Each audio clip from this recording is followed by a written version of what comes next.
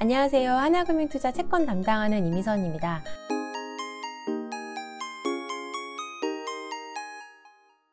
오늘은 최근에 채권 시장에서 있었던 변화들, 그리고 이번 주에 예정된 4월 금통위에 대한 내용 말씀드리도록 하겠습니다. 3월 말부터 4월 초까지 채권 금리의 흐름을 보면 먼저 3월 한 달 동안은 굉장히 금리의 변동성이 컸습니다. 3월 중순에 미국 10년 금리는 1.76%까지 급등했었고요. 지금은 또 1.6%대로 좀 약간 하락을 한 상황입니다. 그리고 미국 금리가 오르면서 국내 장단기 금리 차도 굉장히 많이 확대가 됐었고요. 우리나라 10년에서 3년 금리를 뺀 스프레드는 100bp 넘게 확대가 됐었고 지금은 이제 80bp대로 다시 축소가 된 상황입니다. 그리고 분기 말로 갈수록 금리가 좀 국내적으로 하락을 했는데요. 먼저 분기 말에 갔을 때는 이제 금융기관들이 이제 자산을 어떤 리밸런싱을 하는 과정 속에서 가격이 많이 오른 자산은 일부 좀 매도를 하게 되고요. 가격이 좀 하락했던 것들은 비중을 좀 채우기 위해서 매수를 하는 이런 움직임들이 좀 분기 말에 있습니다. 그래서 1분기 전체적으로 보면 주식의 성과가 훨씬 좋았었기 때문에 주식을 좀 분기 말에 매도를 했었고, 채권은 좀 금리가 오르면서 가격이 이제 많이 하락을 했었기 때문에 비중을 좀 채우기 위해서 채권을 좀 매수를 했었습니다. 그래서 분기 말에는 이렇게 금리가 좀 하락하는, 채권 가격이 상승하는 이런 모습들이 좀 종종 나타나게 되는데요. 그래서 이번에도 이제 그런 흐름들이 있었습니다. 그리고 지금 4월이 됐기 때문에 이런 분기 말 이제 흐름은 지나갔고요. 2분기가 지나가면서부터는 다시 한번 금리는 이제 어떤 펀더멘털의 방향이나 그다음에 어떤 수급에 대한 여건들을 반영하면서 움직이게 될 걸로 예상이 됩니다. 국내 채권 시장에서는 지금 보험사들이 특별히 이제 20년 이상 초장기 채권을 이제 주로 매수를 해야 되는 주체들인데요. 지금 이제 자산의 어떤 만기를 좀 늘리기 위해서 장기 채권을 좀 많이 매수를 하고 있습니다. 그런데 현물을 직접 매수하는 방법도 있지만 현금이 별로 많지 않은 경우에는 어떤 포워드 거래를 통해서 현재 시점에서 어떤 전체 금액에 대해서 다 지불을 하는 것이 아니라 이제 처음 시점에서는 이제 계약만 믿게 되고 그렇게 이제 지금 시점에서 어떤 장기채를 매입하는 어떤 계약 자체를 맺는 이런 본드 포워드 거래를 많이 하게 되는데요. 그래서 지금 작년 3분기부터 해서 이러한 초장기 채권에 대한 본드 포워드 거래가 잔액이 계속 늘어나고 있습니다. 그리고 올해 1분기에도 아마도 그러한 거래들이 좀 많이 있었던 것으로 추정이 됩니다. 아직 1분기 공시 자료가 나오진 않았지만, 그래서 이러한 흐름들 속에서 이제 20년이나 30년 금리 같은 초장기 쪽의 금리가 10년 금리보다 더 낮아지는 이런 역전 현상들도 3월 말에 있었습니다. 그래서 이제 이러한 흐름들이 앞으로 이제 분기 말 그리고 6월 말에 있는 반기 말을 앞두고서 좀 반복이 될 걸로 예상이 됩니다. 그리고 지난주 같은 경우에는 한 주 동안 또 우리나라 국고 30년 금리가 주중에 한 10bp 이상 또 급락을 하면서 초장기채가 아주 이제 강세 흐름이 나타났었는데요. 일단 지난주 국고 30년 입찰이 2.23%에서 입찰이 되면서 좀 꽤 높은 금리에 입찰이 됐습니다. 그래서 이제 어느 정도 좀 초장기 채권의 금리가 좀 높아질 거다라는 좀 약세에 대한 전망들이 있었고, 그래서 이제 국고 30년 금리가 좀 더 오를 거다라는 숏 포지션 쪽으로 이제 포지션들이 좀 쏠림 현상들이 있었습니다. 그래서 지금 보시면은 국고 30년에 대한 대차 잔고인데요. 대차 잔고는 이제 이 채권에 대해서 숏 포지션을 이제 취한 잔고입니다. 두 개의 종목이 있는데 지금 가장 최근에 이제 발행이 됐던 거는 이제 녹색입니다. 그래서 이쪽의 잔고가 이렇게 늘어나고 있는 과정이었고요. 그다음에 최근에 이쪽의 잔고가 이제 급락을 하는 모습들이 있었습니다. 그래서 금리도 마찬가지로 대차 잔고가 이제 늘어나다가 이제 최근에 이쪽에 이제 숏 포지션들이 좀 정리가 되면서 잔고가 줄어들게 됐고요. 그 과정 속에서 지금 국고 30년 금리도 같이 급락하는 모습들이 있었습니다. 네, 그래서 지금 이제 어떤 그동안 증가했던 대차 잔고의 한 50% 정도? 는 지금 이미 감소를 한 것으로 생각이 됩니다. 그래서 지금 이미 어느 정도 좀 잔고가 좀 줄어든 부분, 이런 것들을 생각을 할 때, 그리고 또 분기 초가 됐기 때문에 초장기물에 대한 수요는 아무래도 아까 말씀드렸던 분기 말이나 반기 말 앞두고서 어떤 초장기 물에 대한 강한 수요가 있었던 것 대비해서는 좀 수요는 약할 것으로 생각이 됩니다. 그래서 이런 것들 전체적으로 감안하면 초장기 채권의 추가적인 강세 흐름은 아마도 지난주보다는 앞으로는 조금 더 제한된 흐름이지 않을까라는 생각을 갖고 있고요. 이번 주 이제 4월 금통위가 있습니다. 이번 금통위에서는 수정경제 전망을 발표하지는 않지만 통반문상에서 경제와 물가에 대한 평가를 다소 상향을 할 것으로 예상이 됩니다. 올해 이제 성장률을 일단은 3%로 전망을 했었는데 3.3 정도로 아마 앞으로 5월 있을 수정경제 전망에서는 이제 수정을 하게 될 것 같고요. 물가도 1.3에서 1% 중반 정도로 실질적으로 높일 것으로 예상이 됩니다. 그리고 이번 4월 금통위에서는 뭐 수정 전망을 공식적으로 발표하는 시점은 아니기 때문에 아마도 통반문 상에서 어떤 경제나 물가에 대해서 우리가 당초 전망했던 것보다는 다소 경제나 물가 수치가 좀 상향이 될 것 같다라는 뉘앙스를 담아서 문구를 좀 변경을 하게 될 걸로 생각이 됩니다. 지금 우리나라 생산자 물가, 소비자 물가의 흐름을 보시면 지금 진한 녹색으로 되어 있는 게 우리나라의 헤드라인 이제 물가이고요. 근원 물가가 이제 연한 녹색으로 되어 있고 이제 생산자 물가가 회색으로 되어 있습니다. 지금 생산자 물가가 먼저 빠르게 올라오고 있고 지금 전체적인 물가들이 다 올라오고 있는 상황입니다. 원자재 가격도 상승을 하고 있지만 지금 이제 서비스 물가도 같이 반등을 하고 있습니다. 우리나라 소비자 물가 안에서 서비스 부분이 차지하는 비중이 이제 50%를 넘는데요.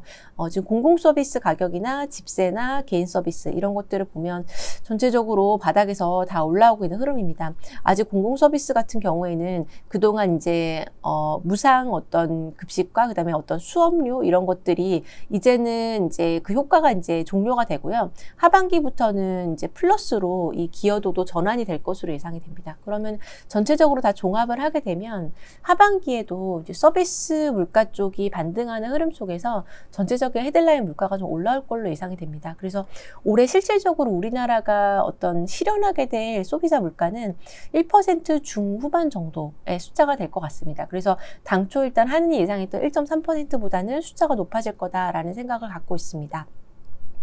네, 그리고 지금 이제 미국이나 우리나라나 금리가 이제 장단기 금리 차가 굉장히 많이 벌어지고 있습니다. 그리고 이러한 흐름들이 미국 금리가 상승하는 과정 속에서 같이 나타나고 있는데요.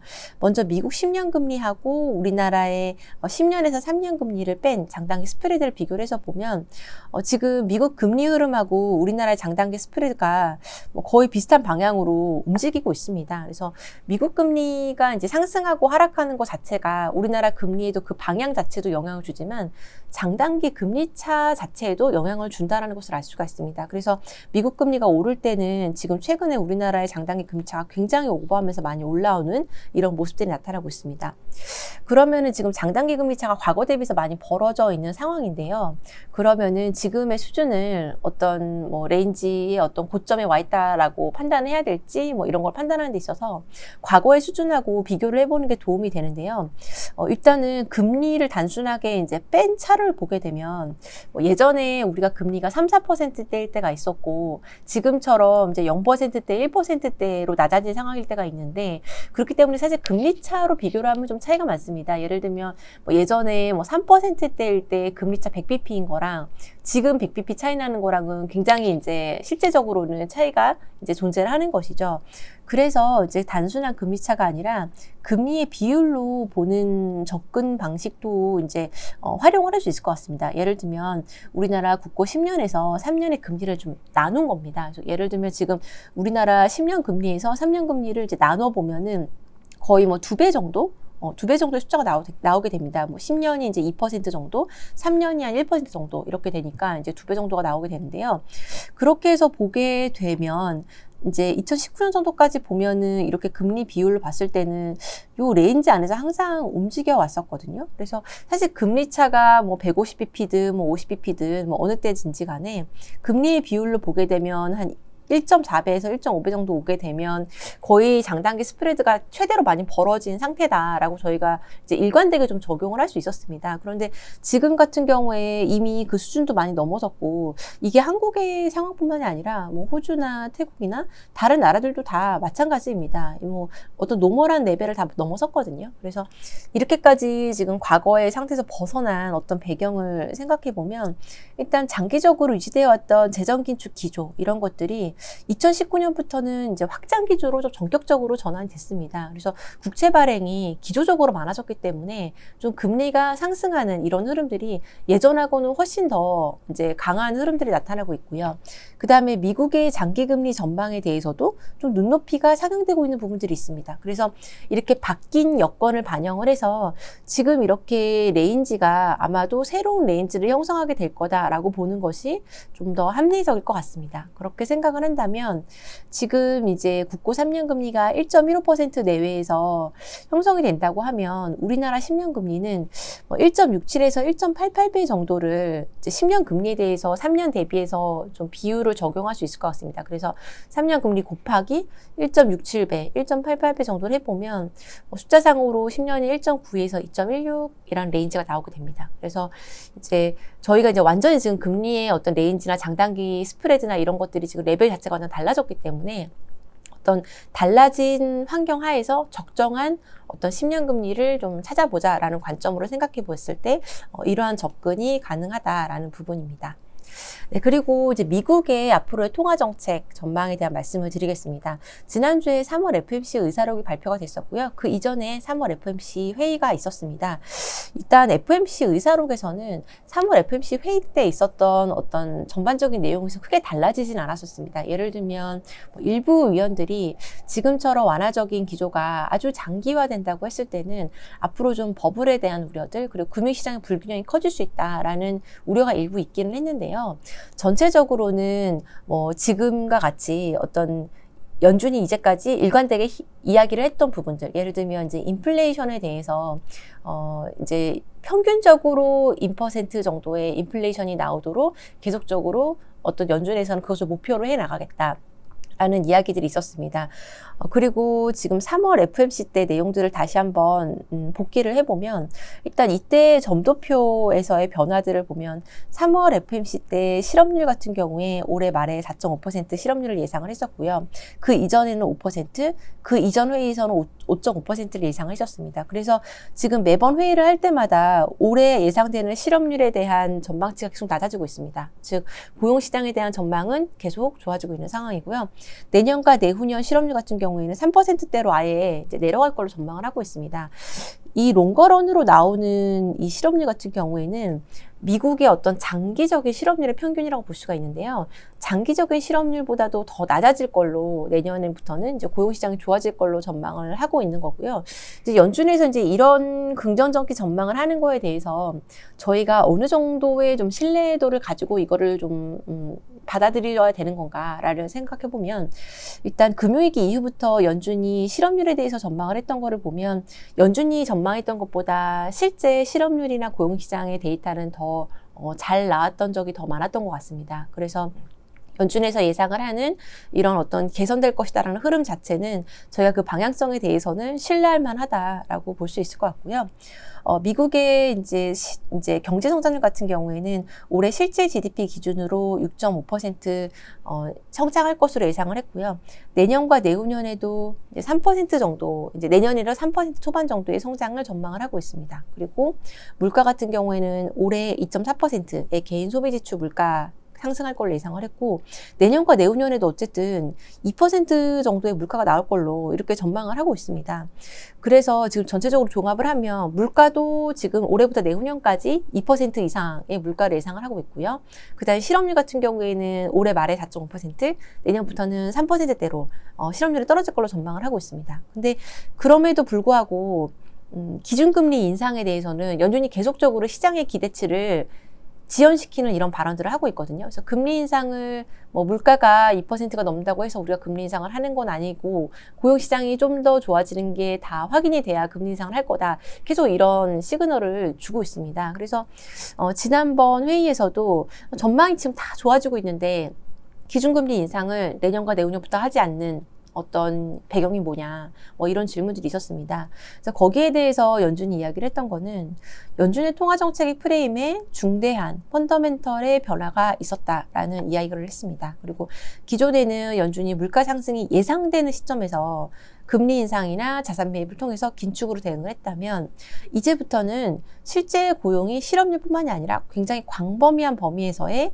어떤 고용시장의 진전이 확인이 된 이후에 전망이 좋아질 뿐만 아니라 실제 지표 자체가 좋아진 이후에 그리고 물가 같은 경우에도 장기적으로 2%를 넘어서는 물가 상승이 확인된 이후에 대응을 해 나가겠다라는 이야기를 했습니다. 그래서 일단 이런 것들이 지금 다 확인이 되려면 언제쯤이 될 것이냐 했을 때는 일단은 내년이 돼야 될 것 같고요.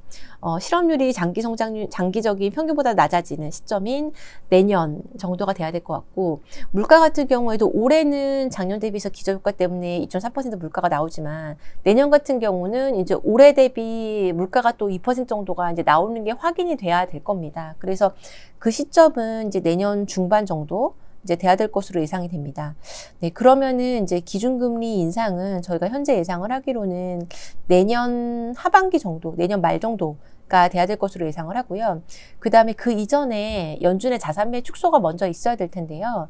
연준의 자산 매입 축소는 내년 초부터 아마 시작을 하게 될 것 같습니다. 보통 기준금리 인상을 하기 뭐 1년 이상 전부터 자산 매입 축소가 있기 때문에 그 정도의 시차를 두고 자산 매입은 먼저 줄이기 시작을 할 것 같고요. 그렇다고 한다면 자산 매입 축소에 대한 시그널은 그 이전에 줘야 될 겁니다. 그래서 저희가 올해 9월 FOMC 정도에서는 연준이 지금 매입하는 자산 규모를 좀 줄여나갈 거고, 앞으로 우리가 어떤 플랜을 가지고 대응하겠다라는 어떤 메시지를 좀 주게 될 것으로 예상을 하고 있습니다. 네, 오늘 준비한 자료는 이상으로 발표를 마치도록 하겠습니다. 감사합니다.